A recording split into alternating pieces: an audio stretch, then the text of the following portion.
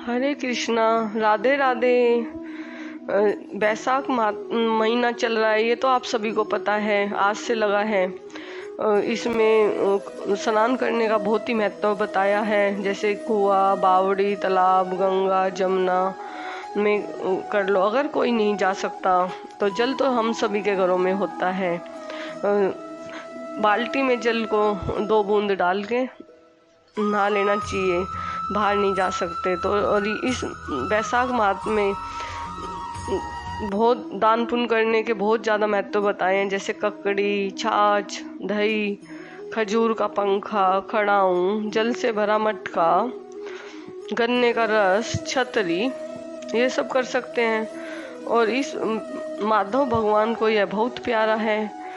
इस मास को माधव के महीने के नाम से भी जाना जाता है। अब मैं पहला अध्याय सुना रही हूँ।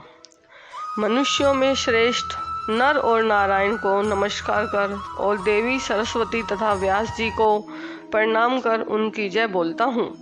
सूत जी बोले, परमेष्टि ब्रह्मा के पुत्र नारद जी से राजा अम्बरीश ने पवित्र बैसाख मास का महात्म्य पूछा। राजा अम्बरीश बोले, हे ब्राह्मण, जो संपूर्ण महीनों के महात्म्य वर्णन किए वह मैंने अच्छी तरह से सुने। सभी महीनों में बैसाख मास सबसे अच्छा माना गया है, अतः बैसाख मास का महात्म्य विस्तार से कहिए, मुझे सुनने की बहुत ज़्यादा इच्छा हो रही है। यह मास विष्णु भगवान को बहुत ज़्यादा प्रिय है और इसमें कौन कौन से धर्म कार्य क्यों प्रिय है, क्या दान करना चाहिए, उसका क्या फल होता है, ये सब कार्य किस देवता को प्रसन्न करने के लिए करने चाहिए, इस मास में करने योग्य क्या क्या काम है, कौन से कार्य विष्णु भगवान को प्रिय हैं, इसमें क्या क्या दान किस लिए किया जाता है, उसका फल और उद्देश्य क्या है, इस मास में किन किन वस्तुओं से भगवत पूजा करना चाहिए। नारद, यह सब मुझे विस्तार से सुनाइए, मैं श्रद्धा से सुनने का इच्छुक हूँ।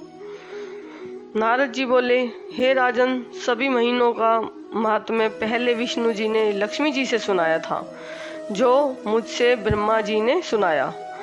सब महीनों में कार्तिक मास और बैसाख मास श्रेष्ठ हैं। इन तीनों में भी बैसाख मास सबसे अधिक उत्तम है। यह महीना माता के समान जीवों को अभिष्ट फल देने वाला माना गया है। इस महीने में दान, यज्ञ, व्रत और स्नान करने से सब पापों से मनुष्य छूट जाता है। यह महीना धर्म, कर्म, यज्ञ और तप का सार है। इसकी देवता भी बहुत प्रशंसा करते हैं।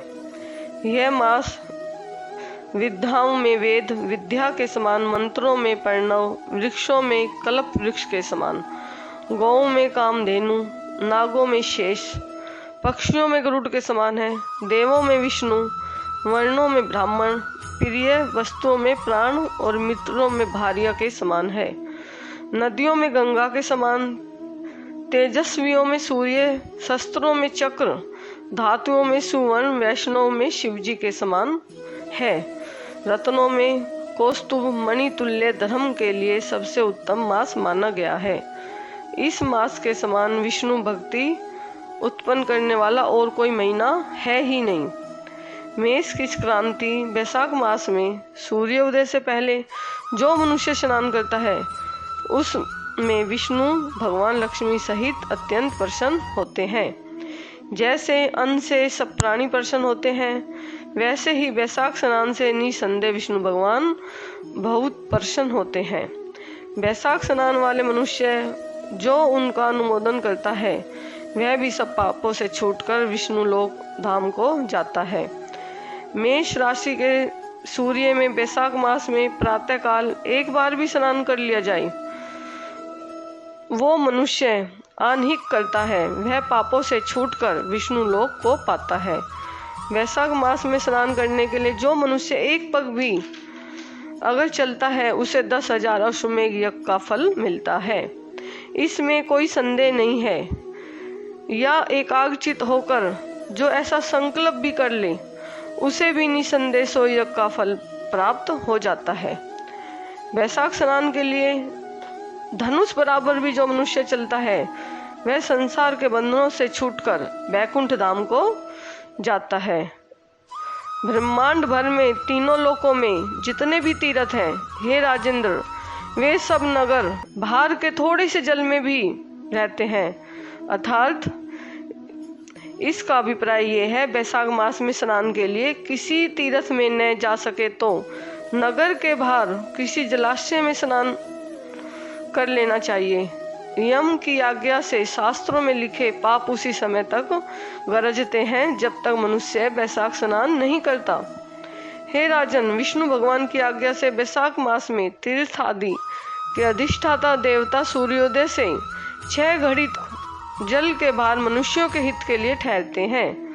हे राजेंद्र, उस समय तक भी जो लोग स्नान नहीं करते वे उनको दारुण शाप दे अपने स्थान को चले जाते हैं। इसलिए वैशाख स्नान अवश्य करना चाहिए। ये पहला अध्याय पूर्ण हुआ और वैशाख इसमें मास में सूर्योदय से पहले तो घर में जरूर ही नहाना चाहिए, बाहर नहीं जा सके तो। अब हम दूसरा अध्याय कल सुनेंगे। हरे कृष्णा, राधे राधे।